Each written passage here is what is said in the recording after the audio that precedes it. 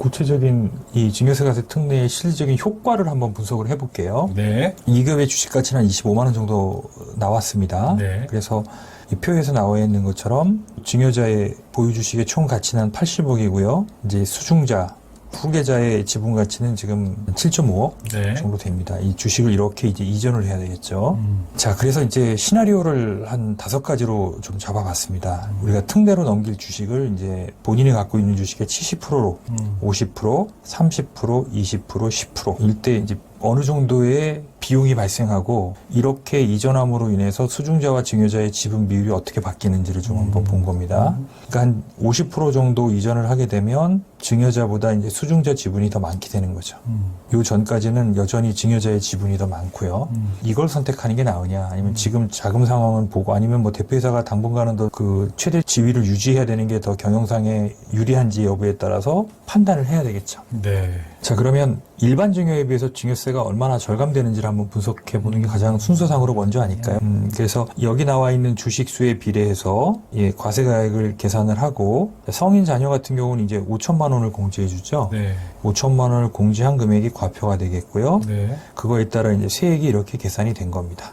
그래서 아까 이제 예를 들어 드렸듯이 50%에 해당하는 이제 16,000주 정도를 이전할 때 일반 증여세액이 얼마죠? 한 14억 8천만 원 정도, 15억에 육박하는 증여세가 나오니까 현실적으로 이 돈을 내고 증여를 하기는 중소기업 입장에서 쉽지는 않겠죠. 네. 그런데 이제 여기 보면 이제 특례가액이라고 있습니다. 그래서 이 특례가액이라는 아까처럼 이제 주당 평가액이 있을 거고요. 네. 주식수가 있을 거고. 근데 이제 우리가 가업용 자산 비율이 70%였잖아요. 이렇게 계산한 겁니다. 그렇게 계산한 금액에다가 우리가 얼마를 빼준다고 그랬죠? 5억을 빼준다고 그랬죠. 그게 이제 요 특례 과표가 되는 거고, 네. 거기에 따른 이게 세액입니다. 그러면 남은 부분은 뭐가 된다? 일반 증여세를 내야 된다. 그러니까 70%는 아까 말한 대로 이 과세가액의 70%는 특례, 30%는 뭐죠? 일반 과표로 증여세를 납부해야 된다. 자, 그렇게 해서 특례 적용된 세액과 일반 세액을 합치니까 한 5억 2천 정도 됩니다. 그러니까 얼마 정도 세이빙이 된 거예요? 9억 5,700만. 네. 그러니까 이 정도면은 내가 충분히 증여할 수 있는 지금 여건이 될 수 있겠죠. 왜냐면 이제 5억 2,600이라는 건 원래 누가 내요? 이 세금은? 받은 사람이 내요. 수중자가 내야 되니까 수중자에 모두 고려해야 돼요. 자금 출처 능력도 고려해야 됩니다. 증여하는 주식수가 늘어날수록 네. 절감액은 커지고 주식수가 줄어들수록 당연히 절감액은 줄어들겠죠. 네. 당연한 얘기고요. 자, 그 다음에 이제 그러면 지분율이 조정되면은 내가 배당을 할 때 배당 소득세도 줄어드는 효과가 발생이 되겠죠. 네. 그래서 여기 이제 대표이사가 연봉이 3억이고 네. 이제 3억으로 인상했을 때 얘기입니다. 그리고 여기 이사가 한 1억 정도 자녀가 받는다는 가정하에, 그러면 현재 지분율은 이렇게 돼 있습니다. 이건 유효 지분율입니다. 배당할 때는 유효 지분율을 주는 거니까요. 그렇죠. 그리고 이제 본인 갖고 있는 지분의 50%를 자녀에게 넘겨주게 되면 이제 대표이사 지분이 이렇게 39%, 자녀가 46%가 됩니다. 그럼 이 상태에서 배당을 한번 해보자는 거예요. 네. 그랬을 때 금융소득 종합과세로 계산된 배당소득세가 얼마나 줄어드는가.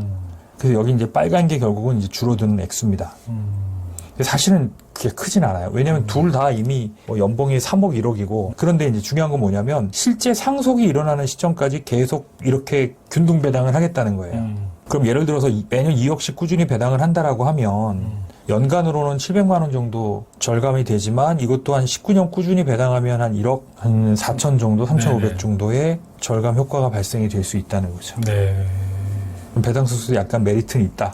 이해를 하시면 될 겁니다. 근데 만약에 이제 이게 자녀가 급여가 더 낮거나 하면은 이 효과가 좀 더 커질 겁니다. 네. 네. 지금 자녀가 급여가 높아서 그런 거고요. 네. 자, 그럼 실질적으로 상속세 절세 효과는 어떻게 나타나냐? 이건 전제 조건은 뭐냐면 그냥 일반 상속을 하겠다는 거예요. 네. 가업 상속이 아니라. 그러니까 사전 증여세과세 특례 7년 채우고 나는 그냥 자연스러운 일반 상속으로 엔딩을 하겠다라는 가정하에 얼마만큼 절세 효과가 있는 거냐. 일반 상속을 하려고 했더니 여의치 않아서 가업 상속 공제 할 수 있어요.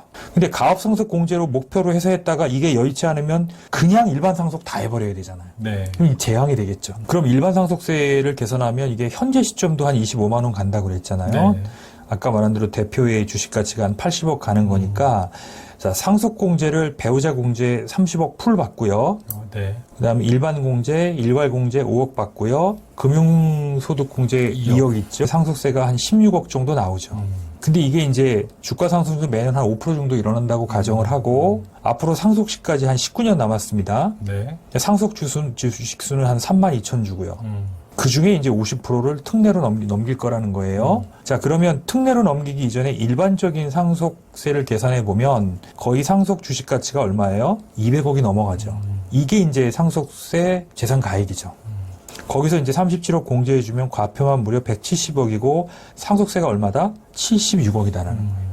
그러니까 이렇게 5%씩 상승하는 거를 그냥 외형 성장에만 만족하고 이걸 방치해두면 무려 얼마예요? 상속으로만 한 60억 가까운 지출이 일어날 수 있다는 거예요. 조세 비용 지출이. 그러면 아까 내가 이 기업이 한 10억 정도 이익 난다고 그랬잖아요. 네. 16년치 영업이익하고 맞먹어요. 어마어마한 금액이죠. 네. 그러니까 6년 동안은 돈 벌어서 뭐예요? 세금 내기 위해서 버는 행위예요. 그럼 당연히 이 60억의 지출 규모를 줄이려는 경영적 노력은 너무나 당연한 거고 이런 것들을 이분법적으로 나중에 고민해야 될 이슈가 아니라는 거예요. 네. 예. 이 계획이 잘 세워져 있으면 실제 영업이익에서 버는 것 못지않은 이익을 추가로 벌 수도 있는 개연성이 있을 수 있다는 거죠. 이게 또 가업 승계의 또 핵심이죠. 그렇죠. 네. 예. 자, 그래서 좀 더 이제 디테일하게 상속세 절감 효과를 분석을 하면, 자, 사전 특례 주식은 아까 이제 여러 가지 5가지 케이스 중 4가지만 본 겁니다. 그래서 이제 요만큼 미리 세금을 낸 거예요. 근데 아까 제가 50%를 증여하는 걸 기준으로 삼았잖아요. 네. 그럼 사전에 내는 증여세는 한 2억 3천 정도 내는 겁니다. 그리고 아까 이제 남은 금액은 여기 이제 업무용 자산이 70, 비업무용이 30% 있다고 그랬잖아요. 네네. 그 30%에 해당하는 거는 일반 증여세를 내야 돼요. 일반 증여세가 한 2억 9천. 그래서 합이 얼마? 5억 2천 정도 내는 겁니다. 근데 이제 지금 자녀가 자금 추초로 마련할 수 있는 자금이 이거밖에 안 된다 그러면 이제 이 시나리오를 선택해야 되겠죠. 네. 그럼 이제 나중에 이제 85세 때 상속이 발생했어요. 그럼 이때는 이제 아까 60만 원으로 주당 평가한 가액으로 상속 재산이 계산이 됐겠죠. 25만 원, 네. 그렇죠. 예. 그래서 상속세가 이렇게 계산이 됩니다. 일반 증여로 납부한 증여세는 기납부세 공제할 필요가 없어요. 그런데 제가 아까 뭐라고 그랬죠? 증여세과세 특례를 받은 거는 기한 상관없이 네. 합산되기 네. 때문에 마찬가지로 기한 상관없이 자진납부세액 공제를 받는 거예요. 여기 이렇게 기납부세액 공제를. 그러면 실질적인 자진납부세액이 이게 됩니다. 그러면 아까 내가 납부한 증여세와 자진납부세액으로 납부하는 상속세를 합한 금액이 이 금액이에요. 네. 그럼 예를 들어서 아까 같이 70% 주식을 미리 증여세과세 특례로 넘겨준 경우에는 상속세가 일반 상속에 비해서 얼마만큼 절세가 된다? 45억만큼이 줄어드는 거죠. 그리고 두 번째 이제 제가 아까 50% 제한을 했는데 네. 50% 제한 같은 경우도 얼마예요? 32억이에요. 근데 내가 지금 여유가 없어서 자녀가 입증할 수 있는 증여세를 낼 수 있는 범위 한도 내에서 해서 네 번째 안으로 했다고 가정하면 이제 13억 정도 상속세가 줄어드는 효과가 있는 거죠. 네. 그래서 이 시점에 내가 이런 식의 일반 상속을 하는 게 유리할지 아니면 이것도 안 내기 위해서 뭐로 하는 게 유리할지 바로 가업 상속 공제로 넘어가는 게 유리할지 판단을 해야 되는 거예요. 판단도 쉽지는 않게 다 계산을 해봐야 이제 되겠군요. 판단은 이제 이게 제일 중요한 게 사후관리니까 네네. 내가 이 사후관리 요건을 충족시킬 수 있을까를 냉정한 잣대로 검토해 봐야 되는 거죠. 왜? 대충 할 거 있을 것 같아서 신청했다가 만약에 유지를 못하게 되면 네. 이 세금 다 내야 돼요. 거기에 이자 상당액이라고 해서 일종의 벌과금도 내야 돼요. 그 정말 냉정해야 되죠. 내가 오판하게 되면 수십억이 갑자기 우발채무가 돼버리는 거죠. 네.